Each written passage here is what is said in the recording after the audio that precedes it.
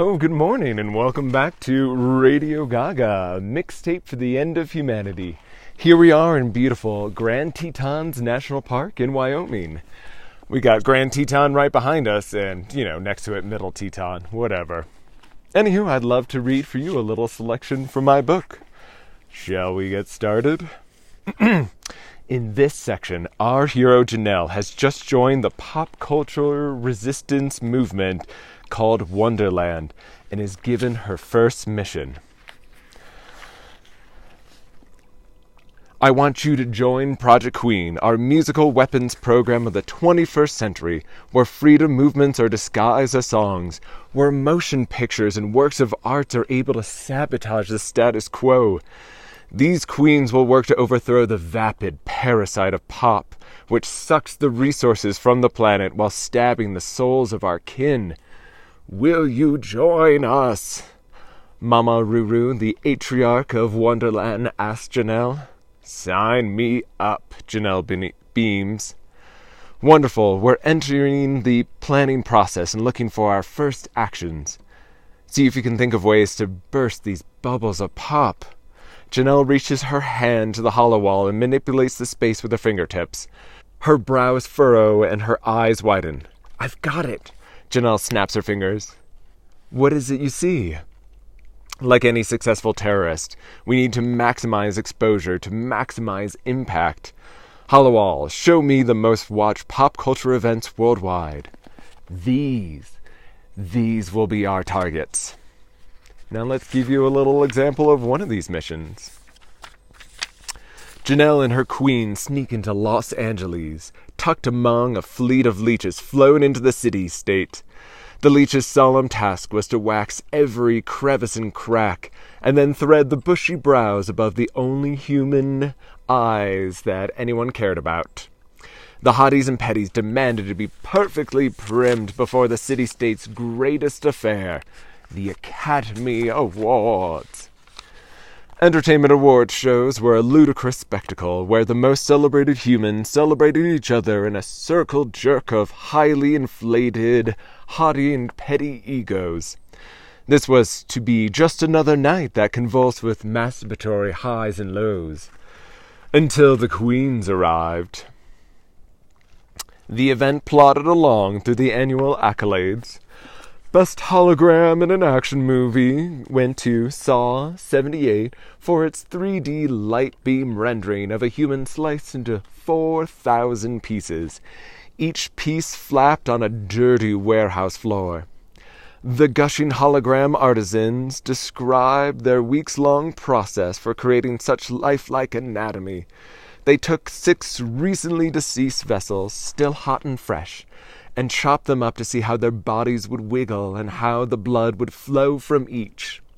They then laser-scanned these pieces and took a composite to create the hologram for this film. As the applause track plays, Janelle and Esther move into place behind the stage as the penultimate winner is announced. Best plastic surgery for a leading actress. And the winners are Eileen Theron and Dr. Tyler Durden for the role of Elizabeth Cady Stanton in the film A Woman's Suffrage. Surgeries include fat addition, chin and jowl implants, eye puffification, crow's feet, and frown lines.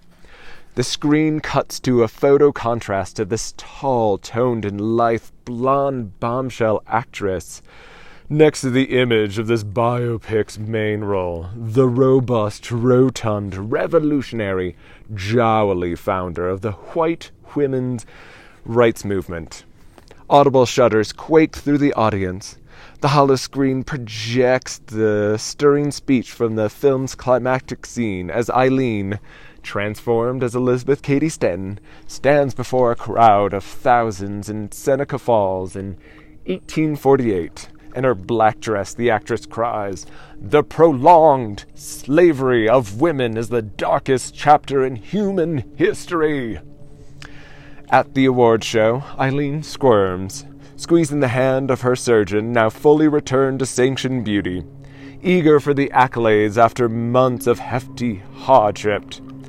She just knew that glorifying her body was an easy step to winning the highest praise in the field of faking humans.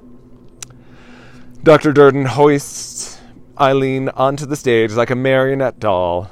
Before the microphone, he describes the process of injecting gallons of fat to every inch of her body so she could best play the founder of the women's liberation movement. As Durden and Theron exit, Esther and Janelle, now as invisible grips, wheel out giant screens on either side of center stage. The announcer booms. And now welcome the Dowager Countess Kata Zamragova, Zsa Crowley, to present the final award of the night. Now a grand hot dame in her 60s, this taut-faced actress waddles out, escorted by the action star du jour, who pouts and furrows his severe Cro-Magnon brow. But the crowd is too malnourished to the point of organ failure to react. This pop sabotage wasn't for the audience assembled in the theater. It was for those absorbing at home. As Katya announces the final nominees of the evening, she just parrots the words on the teleprompter, squawking without thinking. And the nominees for this year's greatest human-made disaster are... The screams they dragged out cut to the nominees of that evening. These holograms overtake the theater and fill the homes watched by 837 million humans, a large proportion of whom are haughty and petty. A deep, commanding voice reads the nominees. The droughts and famines in Western Africa, because of climate change, lack of rains has created food shortages and have led to wars and genocides. The death toll, 867,000 lives this year.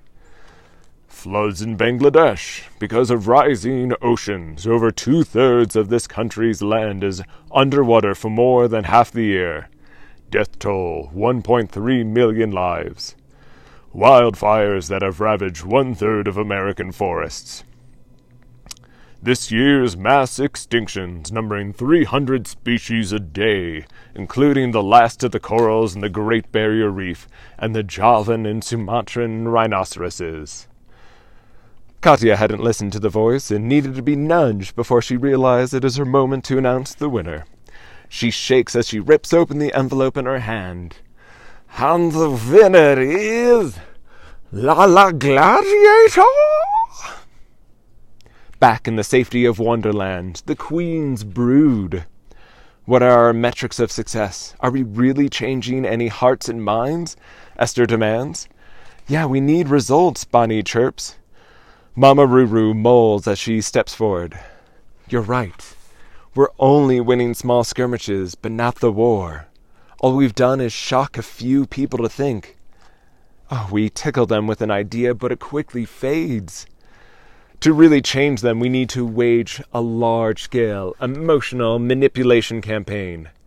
And I know just the trick. Find out what they're going to do in Radio Gaga, Mixtape for the End of Humanity. Here we are in beautiful Grand Tetons National Park. Thanks for joining me today in Wyoming. Have a great day. Bye.